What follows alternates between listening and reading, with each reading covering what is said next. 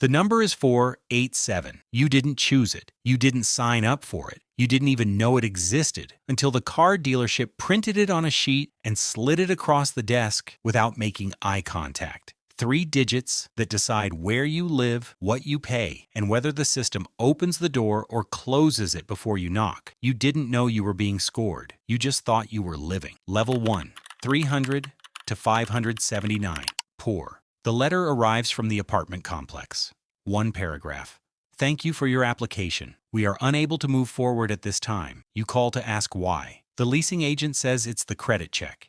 You ask what that means. She says your score didn't meet their minimum requirement. You ask what the minimum is.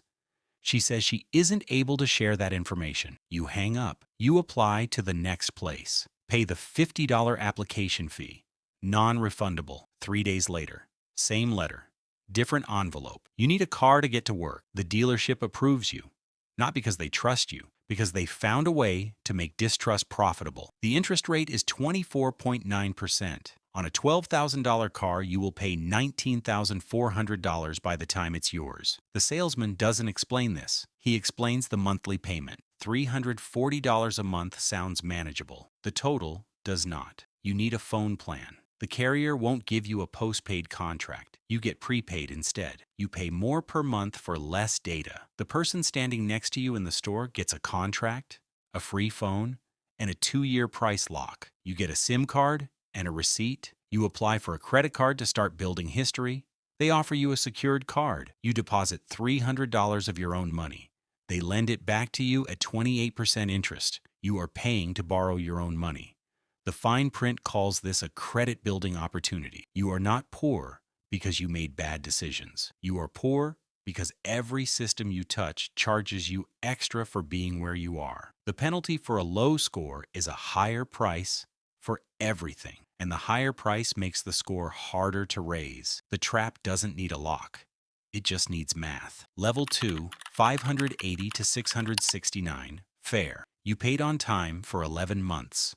The score moved, not dramatically, from 487 to 601. But 601 is a different category, and different categories open different doors. The apartment application doesn't get rejected in 3 days anymore. It takes a week because someone is actually reading it now. You get approved, the deposit is double, 1 month extra as a condition of your score. You pay it, you have somewhere to live. The car loan comes back at 18%, still high, but lower than 24.9. The difference over 5 years is $3,200. The same car, the same dealership, a different number next to your name. You apply for a real credit card. Approved. $500 limit. 22% interest. The welcome email calls it a great first step. You don't use it for things you can't pay off. You've read enough by now to know that 22% turns small mistakes into large ones. The bank starts sending you emails.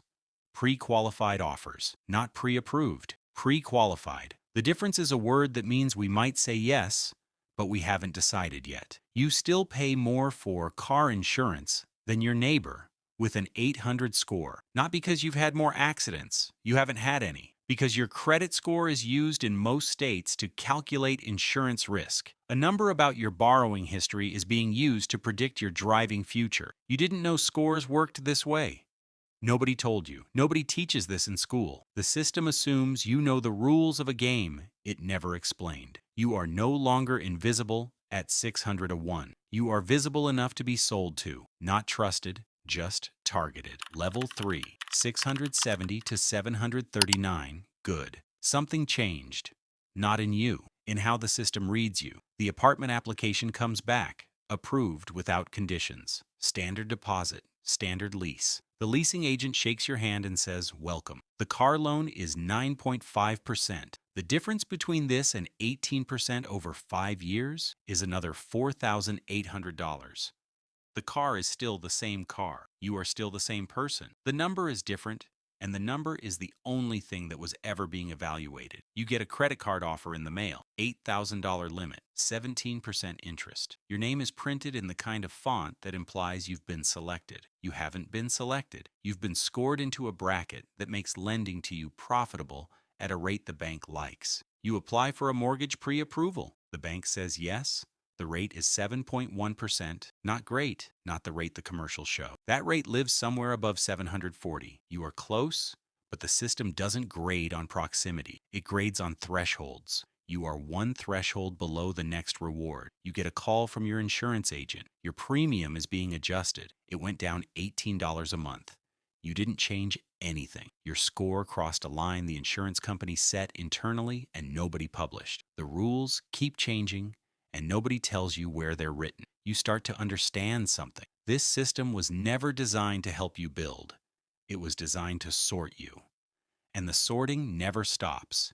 Every threshold you cross reveals the next one above you. The ladder doesn't end. It just gets harder to see the top. Level 4. 740 to 799. Very good. The mortgage rate the commercials show is yours now. 6.5%. On a $350,000 home, the difference between this and 7.1% is $47,000 over 30 years. The same house, the same bank, a different number next to your name. The credit card offers stopped looking like offers. Now they look like invitations. Metal cards, reward points, travel miles, concierge services. The same institution that gave you a $500 secured card 10 years ago is now mailing you something with your name embossed on it. You call your insurance company to add a new policy. The agent mentions your score without you asking, says it qualifies you for their preferred rate. You don't ask what the non-preferred rate is. You already know it was yours once. You apply for a personal loan to renovate your kitchen. The rate is 6.2%. Approved in 24 hours. The process works the way the commercials always said it would. You realize that for most of your life, the commercial was describing someone else's experience. Now it's describing yours. Your employer runs a credit check before your promotion. You didn't know they could, they can. In most states, a company can factor your credit score into hiring and promotion decisions. The number that started as a measure of borrowing history has become a measure of character, of trustworthiness, of whether you deserve the next level. You are not more trustworthy at 760 than you were at 601. You are more profitable, and profitable gets mistaken for trustworthy so often that the system stopped noticing the difference. Level 5. 800 to 850. Exceptional. The system stops making you prove yourself.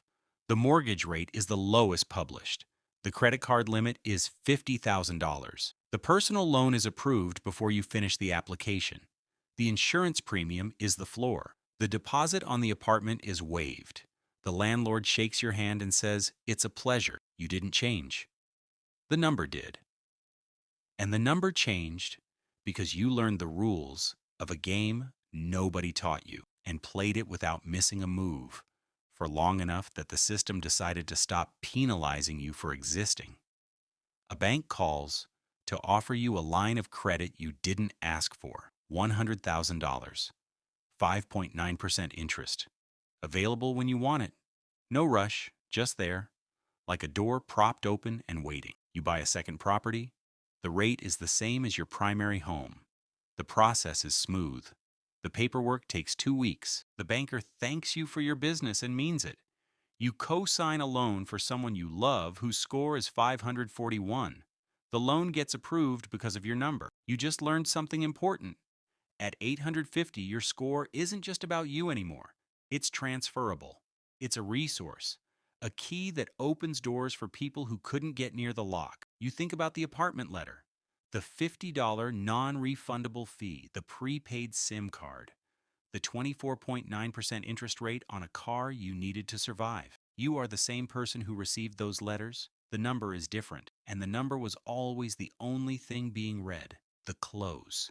Somewhere right now, someone is sitting across from a car salesman. The salesman is sliding a sheet of paper across the desk without making eye contact. The number on the paper is 487. The interest rate is 24.9%. The salesman explains the monthly payment, not the total, the monthly payment. The person signs because they need a car to get to work. They don't know yet that the same car at the same dealership costs $7,000 less. Over 5 years, for the person who sits down next. They don't know that the apartment they'll apply for this weekend will reject them and keep the $50. They don't know that their insurance premium is higher than their neighbors, not because of anything they've done behind the wheel, but because of a number assigned to them by a system they were never taught to read. They just think they're living. The system isn't broken.